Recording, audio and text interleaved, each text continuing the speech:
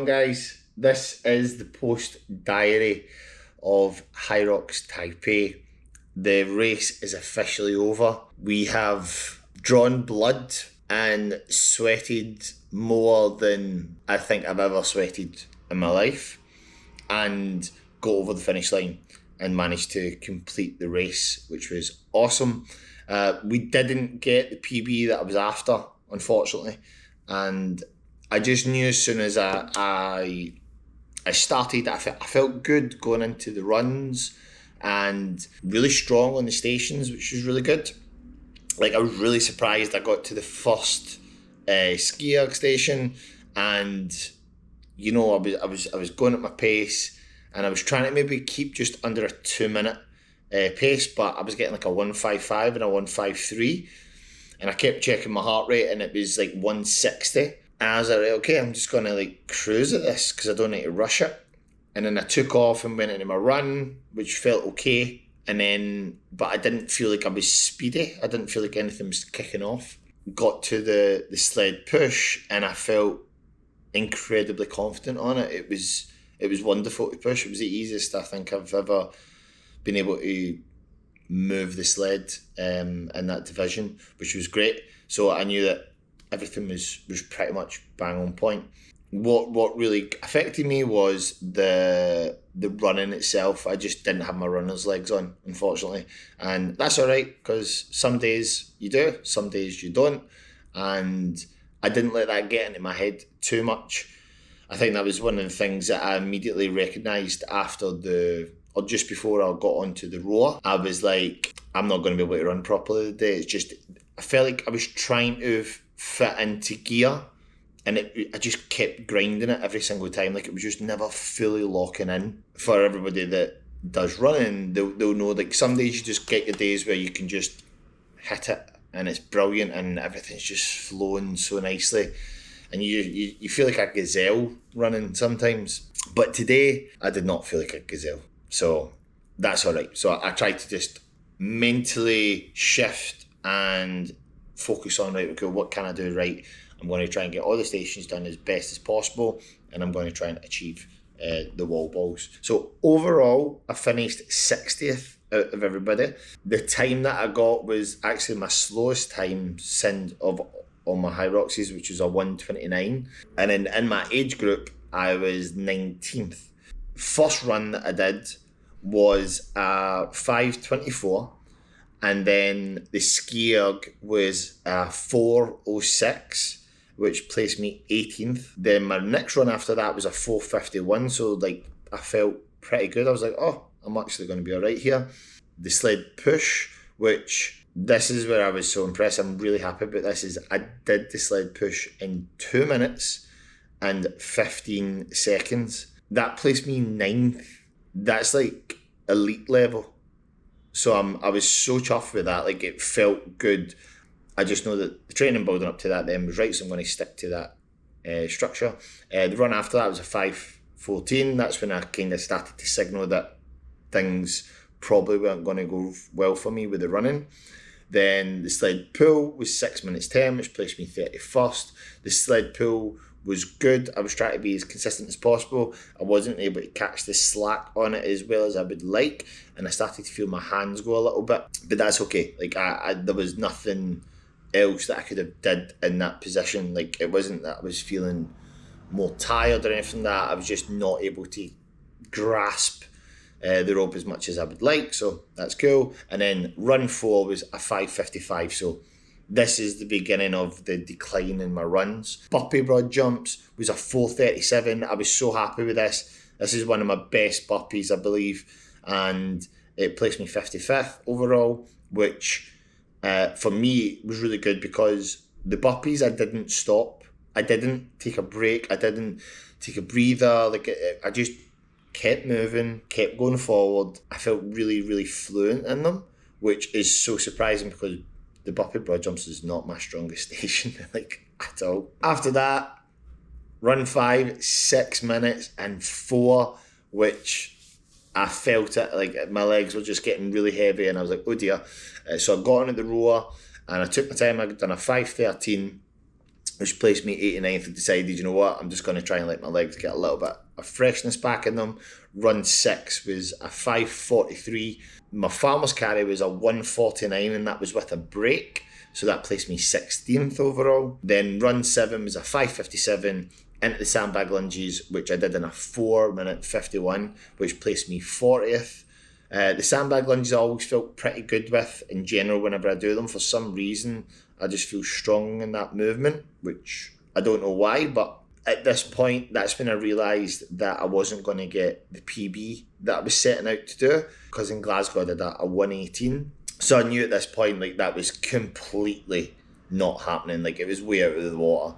So I confirmed to myself that, cool, if we're not going to get a PB, then we're going to do the 100 unbroken wall balls. I decided to take a good little rest on the run, on run 8, and I decided to walk for part of it. And then when I got into the wall balls, I picked that ball up and I said to myself, do not put this thing down no matter how much it hurts. This is the one thing that you can get right today, and just give your absolute all to it. Picked that ball up, didn't let it go down. I placed 61st overall with the wall balls, and I managed to get the unbroken, get the patch, get the achievement, do the thing that I set out to do in the first, like, kind of mission when I started this. Is when I realised I was doing the pro again. I said, you know what, I want to have, like, not just like to try and beat a time, like, I want to have something else at the side there. And the unbroken is just something that I was just really, like, kept saying over and over and over again to myself, and you know, like, it was just tough, but I got it done. And I'm so happy with myself, like, to be able to come away with that as a win. Run total overall was 47 minutes and 3 seconds, which placed me 92nd overall for everybody. Best lap was a 4:51, which I wish that I could have maintained. But that's the what that I want to work on. And like I says, age group ranking, I was 19th. If I was a PB and got the wall ball, so if I was doing about 18, I think I'd have been in top 10.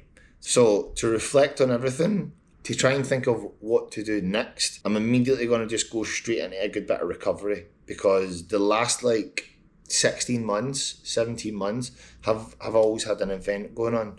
This all started in Bilbao at the start of last year, where I did the HYROX mixed, and then I went into pro in Glasgow, and then I did a marathon which then had a little bit of a gap, but didn't really feel like an off season, to then do an ultra marathon in November there at the Glenelg 33, and then to start prepping for this event. You know, I've never really had some time off to take, like, a proper break and let my body start to recover. There's always been something set. That's exactly what I'm going to do. I'm going to take a little bit of time off, just maybe about 2 weeks, maybe 3 weeks, and just let my body recover, just enjoy training and running and letting things, like, kind of recoup. I'm going to then start to look into what the next event's going to be, what the next challenge will be, and so that way I can actually have a proper, good, firm vision of what that's going to look like. It might not be a race straight away, but what I will be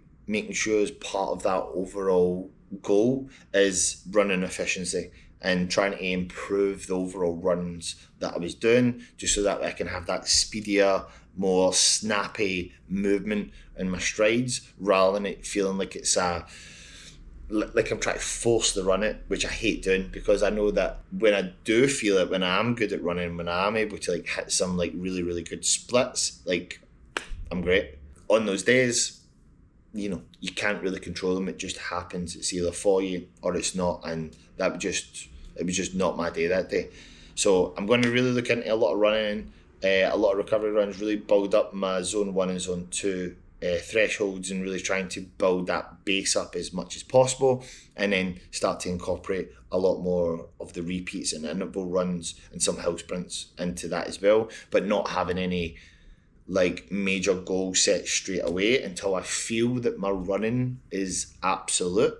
Then I'll set the next target. Then I'll book the next day in for a goal, and that's then what I'll focus on. But what I don't want to do is just do it without knowing that I've achieved the running side of things and made sure that I am faster. I would like to be able to start getting my minutes per mile splits again under the 7:30, 7:25 range, that would be amazing. If I can start running a 7 mile run and getting like a 7:30 split, that'll be awesome.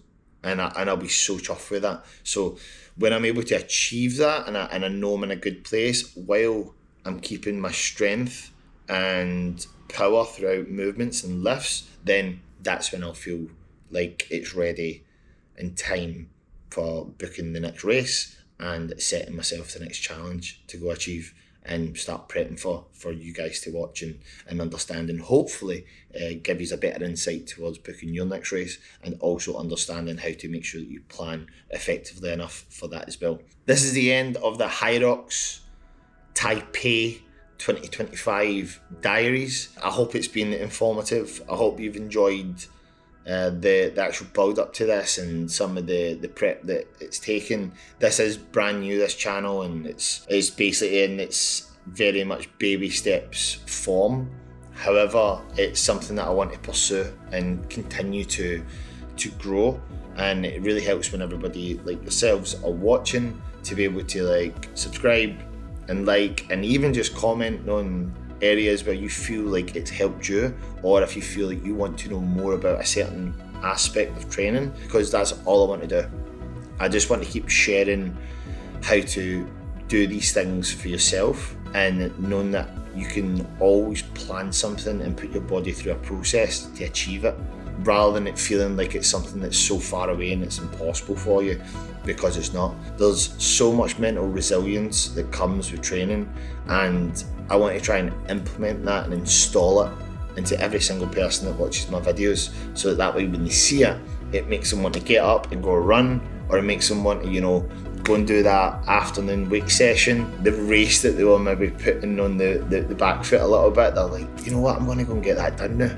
And that's what I want. I want to like just inspire folks to like just feel really great in their ability to go and pursue their dreams and go and pursue their actual growth.